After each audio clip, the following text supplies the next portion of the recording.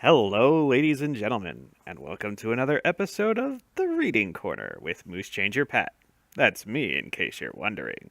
Today we're reading Chapter 15 of Queen of Sorcery by David Eddings, and as always, you should support the original work by buying the original book. Chapter 15. They rode hard for the next several days, stopping only long enough to rest the horses and catch a few hours' sleep at infrequent intervals. Garion found that he could doze in his saddle whenever they walked the horses. He found indeed that if he were tired enough he could sleep almost any place. One afternoon, as they rested from the driving pace Wolf set, he heard Silk talking to the old man and Aunt Paul. Curiosity finally won over exhaustion, and he roused himself enough to listen. "I'd like to know more about Salmisra's involvement in this," the little man was saying. "She's an opportunist," Wolf said. "Any time there's turmoil, she tries to turn it to her own advantage." "That means we'll have to dodge Niacins as well as Murgos." Garion opened his eyes. "Why do they call her Eternal Salmisra?" he asked Aunt Paul. "Is she very old?" "No," Aunt Paul answered. "The queens of Nyissa are always named Salmisra, that's all." "Do you know this particular one?" "I don't have to," she told him. "They're always exactly the same. They all look alike and act alike. If you know one, you know them all." "She's going to be terribly disappointed with Widus," Silk observed, grinning. "I imagine that Widus has taken some quiet, painless way out by now," Wolf said. "Salmisra grows a bit excessive when she's irritated." "Is she so cruel, then?" Garen asked. "Not cruel exactly," Wolf explained. "Niacins admire serpents. If you annoy a snake, he'll bite you. He's a simple creature, but very logical. Once he bites you, he doesn't hold any further grudges." "Do we have to talk about snakes?" Silk asked in a pained voice. "I think the horses are rested now," Heder said from behind them. "We can go now." They pushed the horses back into a gallop and pounded south toward the broad valley of the Nadrain River and Tal Honeth. The sun turned warm, and the trees along the way were budding in the first days of spring. The gleaming imperial city was situated on an island in the middle of the river, and all roads led there. It was clearly visible in the distance as they crested the large ridge and looked down into the fertile valley, and it seemed to grow larger with each passing mile as they approached it. It was built entirely of white marble, and it dazzled the eye in the mid-morning sun. The walls were high and thick, and the towers soared above them within the city.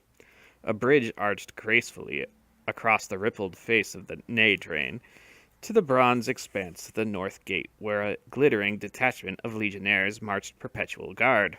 Silk pulled on his conservative cloak and cap and drew himself up, his face assuming that somber, businesslike expression that meant that he was undergoing a private internal transition that seemed to make him almost believe himself that he was the Drasnian merchant whose identity he assumed. "Your business in Tal Honeth?" one of the legionnaires asked politely. "I am Radek of Baktor," Silk said with the preoccupied air of a man whose mind was on business. "I have Sendarian woolens of the finest quality." "You'll probably want to talk with the steward of the central market, then," the legionnaire suggested. "Thank you," Silk nodded, and led them through the gate into the broad and crowded streets beyond. "I think I'd better stop by the palace and have a talk with Ran Baroon," Mr. Wolf said. "The Baroons aren't the easiest emperors to deal with, but they're the most intelligent. I shouldn't have too much trouble convincing him that the situation's serious." "How are you going to get in to see him?" Aunt Paul asked him. "It could take weeks to get an appointment. You know how they are." Mr. Wolf made a sour face. "I suppose I could make a ceremonial visit of it," he said as they pushed their horses through the crowd. "And announce your presence to the whole city." "Do I have any choice? I have to nail down the tall Nidrins. We can't afford them neutral." "Could I make a suggestion?" Beric asked. "I'm listening to anything at this point." "Why don't we go see Grenig?" Beric said. "He's the Cherrick ambassador here in Tal Honeth. He could get us into the palace to see the Emperor with all that much fuss." "That's not a bad idea, Belgarath," Silk agreed. "Grinig's got enough connections in the palace to get us inside quickly, and Ran Baroon respects him." That only leaves the problem of getting in to see the ambassador, Dernick said as they stopped to let a heavy wagon pass into a side street. He's my cousin, Barrack said. He and Enkeg and I used to play together when we were children. The big man looked around. He's supposed to have a house near the garrison of the 3rd Imperial Legion. I suppose we could ask somebody the way. That won't be necessary, Silk said. I know where it is. I should have known, Barrack grinned. We go through the North Marketplace, Silk said. The garrison's located near the main wharves on the downstream end of the island. Lead the way, Wolf told him. I don't want to waste too much time here. The streets of Talhaneth teemed with people from all over the world. Drasnians and Revans rubbed elbows with Niacins and Thulls. There was a sprinkling of Nadraks in the crowd, and, to Garion's eye, a disproportionate number of Murgos. Aunt Paul rode close behind Heder, talking quietly to him and frequently laying her hand lightly on his sword arm. The lean Algar's eyes burned and his nostrils flared dangerously each time he saw a scarred Murgo face. The houses along the wide streets were imposing, with white marble facades and heavy doors, quite often guarded by private mercenary soldiers who glared belligerently at passerby. The imperial city seems awash with suspicion, Mandaralan observed. Do they fear their neighbors so? Troubled times, Silk explained, and the merchant princes of Talhaneth keep a great deal of the world's wealth in their counting rooms. There are men along this street who could buy most of Arendia if they wanted to. Arendia is not for sale, Mandaralan said stiffly. In Talhaneth, my dear Baron, everything's for sale, Silk told him. Honor, virtue, friendship, love. It's a wicked city full of wicked people, and money's the only thing that matters. I expect you fit right in then, Barrack said. Silk laughed. I like Talhaneth, he admitted. The people here have no illusions. They're refreshingly corrupt. You're a bad man, Silk, Barrack stated bluntly. So you've said before, the rat-faced little Drasnian said with a mocking grin. The banner of Cherik, the outline of a white war boat on an azure background, fluttered from a pole surmounting the gate of the ambassador's house. Barrack dismounted a bit stiffly and strode to the iron grill which blocked the gate. Tell Grenig that his cousin Barrack is here to see him, he announced to the bearded guards inside. How do we know you're his cousin? One of the guards demanded roughly. Barrack reached through the grill almost casually and took hold of the front of the guard's mail shirt. He pulled the man up firmly against the bars. Would you like to rephrase that question? He asked, while you still have your health? Excuse me, Lord Barrack, the man apologized quickly. Now that I'm closer, I do seem to recognize your face. I was almost sure you would, Barrack said. Let me unlock the gate for you, the guard suggested. Excellent idea, Barrack said, letting go of the man's shirt. The guard opened the gate quickly, and the party rode into a spacious courtyard. Grenig, the ambassador of King Enheg to the imperial court of Talhaneth, was a burly man almost as big as Barrack. His beard was trimmed very short, and he wore a Talnedran-style blue mantle. He came down the stairs 2 at a time and caught Barrack in a vast bear hug. You pirate, he roared. What are you doing in Talhaneth? Heg's decided to invade the place, Barrack joked. As soon as we've rounded up all the gold and young women, we're going to let you burn the city. Grinnick's eyes glittered with a momentary hunger. Wouldn't that infuriate them? He said with a vicious grin. What happened to your beard? Barrack asked. Grinnig coughed and looked embarrassed. It's not important, he said quickly. We've never had any secrets, Barrack accused. Grinnig spoke quietly to his cousin for a moment, looking very ashamed of himself, and Barrack burst out with a great roar of laughter. Why did you let her do that? He demanded. I was drunk, Grinnig said. Let's go inside. I've got a keg of good ale in my cellar.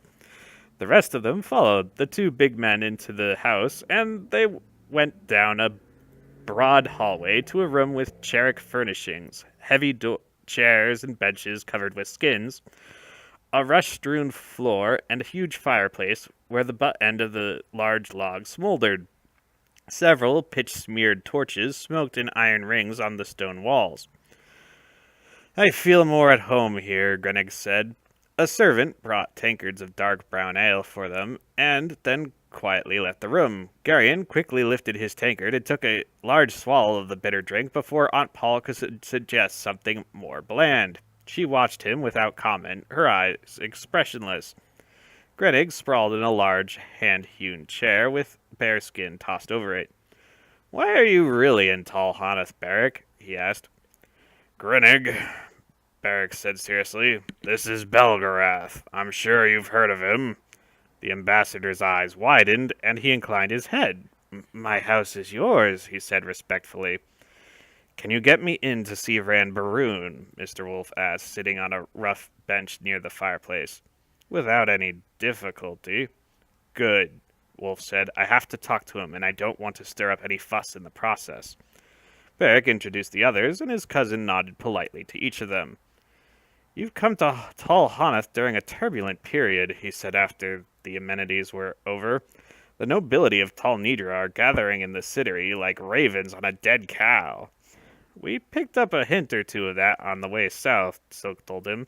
"Is it as bad as we heard?" "Probably worse," Grenig said, scratching one ear.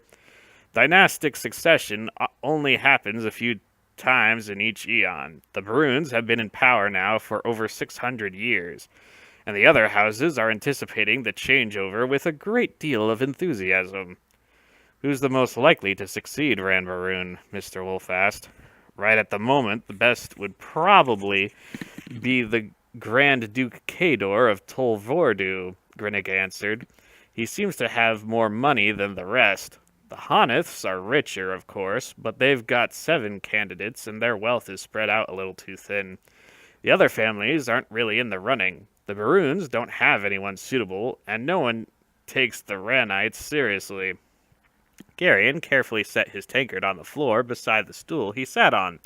The bitter ale didn't really taste that good, and he felt vaguely cheated somehow. The half-tankard he had drunk made his ears quite warm, though, and the end of his nose seemed a little numb. "A Vorduvian we met said the Horbites are using poison," Silk said. "They all are." Grinnig wore a slightly disgusted look. "The Horbites are just a little more obvious about it. That's all. If Ran Baroon dies tomorrow, though, Kador will be the next emperor." Mr. Wolf frowned. "I've never had much success dealing with the Vorduvians. They don't really have imperial stature."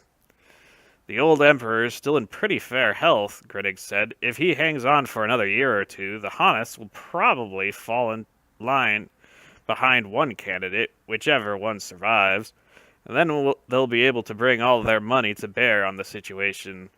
These things take time, though. The candidates themselves are staying out of town for the most part, and they're all being extremely careful, so the assassins are having a great deal of difficulty reaching them." He laughed, taking a long drink of ale. "They're funny people." "Could we go to the palace now?" Mr. Wolf asked. "We'll want to change clothes first," Aunt Paul said firmly. "Again, Palgera?" Wolf gave her a long-suffering look. "Just do it, Father," she said. "I won't let you embarrass us by wearing rags to the palace." "I'm not going to wear that robe again." The old man's voice was stubborn. "No," she said, "it wouldn't be suitable. I'm sure the ambassador can lend you a mantle. You won't be quite so obvious that way." "Whatever you say, Paul," Wolf sighed, giving up. After they had changed, Grinnig formed up his honor guard, a grim-looking group of Cherik warriors, and they were escorted along the broad avenues of Tall Hanath toward the palace. Garion, all bemused by the opulence of the city, and feeling just a trifle giddy from the effects of the half-tankard of ale he had drunk, rode quietly beside Silk, trying not to gawk at the huge buildings or the richly dressed Talnidrids strolling with great decorum in the noonday sun.